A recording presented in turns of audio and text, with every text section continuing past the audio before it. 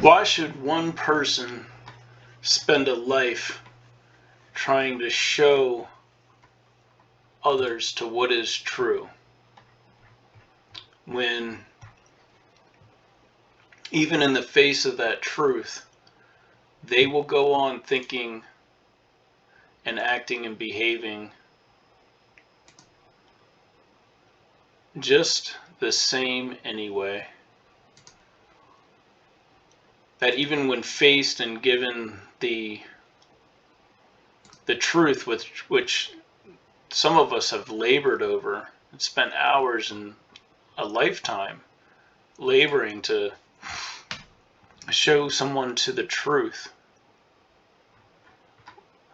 Why should someone have to do that? It should be self-evident.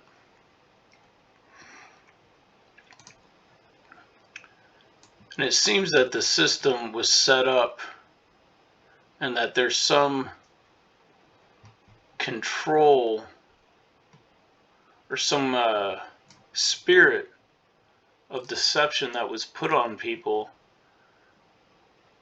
put on the hearts of man, so they could not see or know the truth, or even when faced with it, many people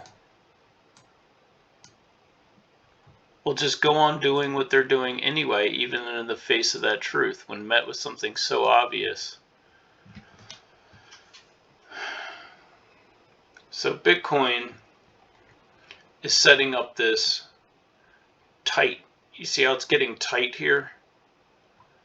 And so what that indicates is that in the next, I don't know, I'd say 12 hours to 24 hours, you're going to see a move. Now that move can come into this orange line, or you might be seeing the breakdown to support. If the market doesn't cooperate, if the market continues down, this will probably be the big one for Bitcoin over the next 24 to 48 hours, because it'll take a little time. The first sell-off will break and bounce. You might get a break here and bounce, but then it could just butter right through that. So I would keep my eye out for a move over the next 24 to 48 hours. Last time I called something like this was back here, and you can see got an order filled, got a short filled. So you can see, I want to show you, I'm doing this for a reason. You can see how the price was in this uptrend, just like here, but then it starts to squeeze, and that's what I'm seeing here. You're starting to get this squeeze in here where the volume's getting very low, and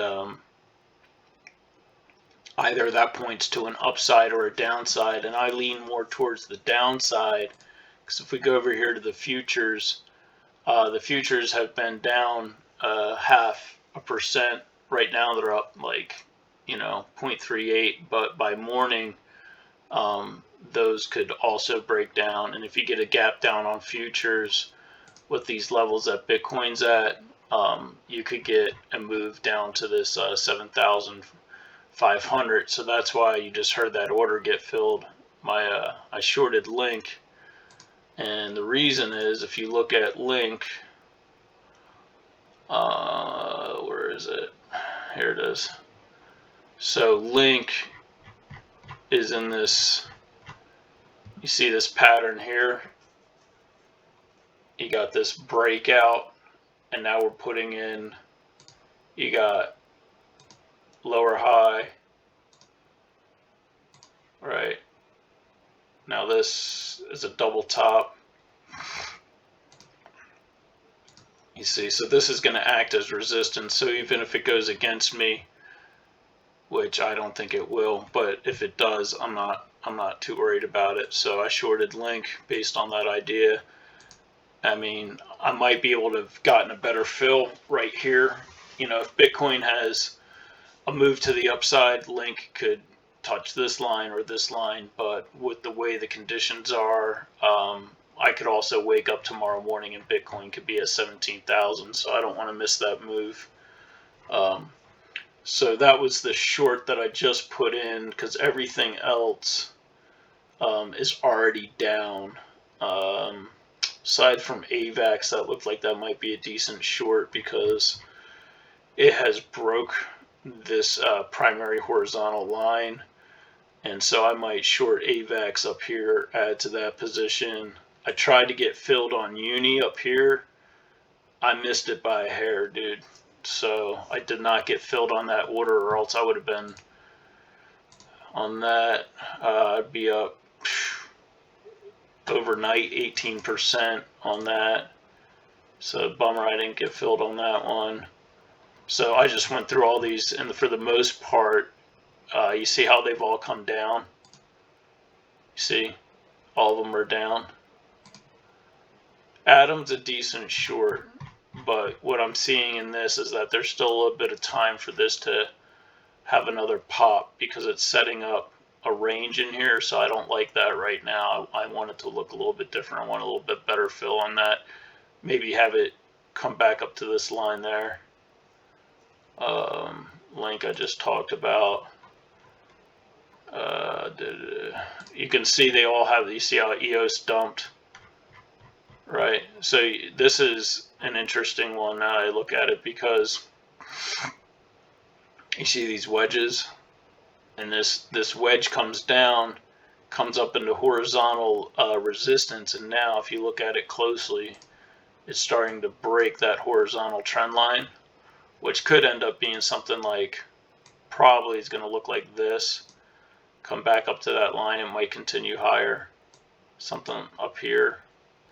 So I don't want to chance a short right there, not yet.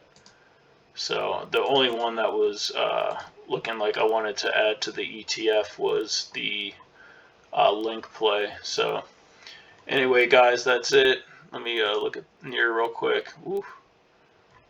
Let's see, NIR's getting a little bit of a bump right there. That's kind of cool to see. That's because it was probably in the gutter. So it's a little bit early on that one. You need these ETFs. I mean, you could short them now, but you want to hold off and see if Bitcoin comes back up into this orange line. And then I would just go for it.